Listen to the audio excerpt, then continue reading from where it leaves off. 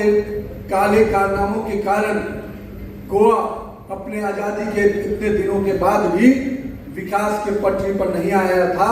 उनके काले इतिहास को भी याद रखने की आवश्यकता है।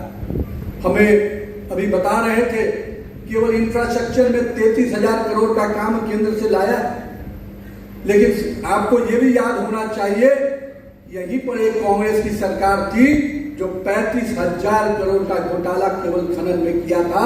उस बात को भी जनता को याद दिलाना है।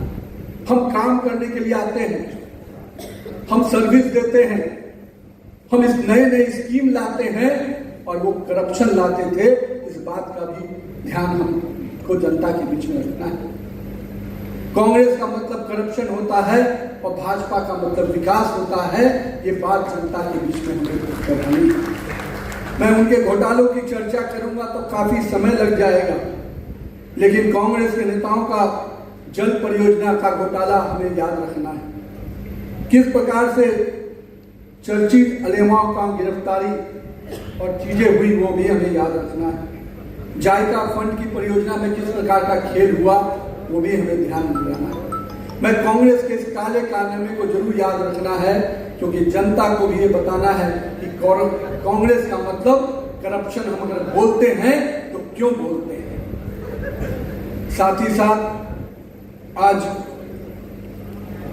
हम अपने संगठन के इस बैठक में अपने कार्यकर्ताओं से आग्रह करने, आज एक नहीं दो एयरपोर्ट हो चुके हैं।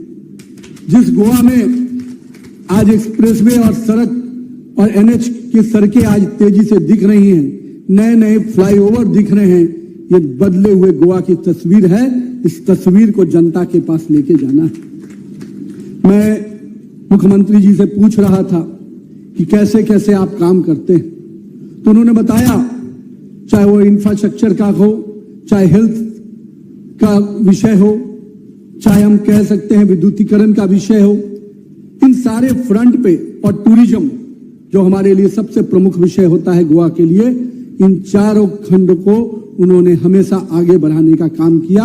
और गोवा की बदलती हुई तस्वीर के ये 4 आयाम निश्चित रूप से गोवा के विकास की कहानी बता रहे हैं। अभी हाल ही में महाजय घर योजना की शुरुआत की गई और इस योजना ने जिस प्रकार से गोवा के एक व्यक्ति को स्वावलंबी बनाना, उनके घर हर व्यक्ति के अपने जीवन का सपनों का सबसे प्रमुख चीज कोई होता है तो अपना घर होता है।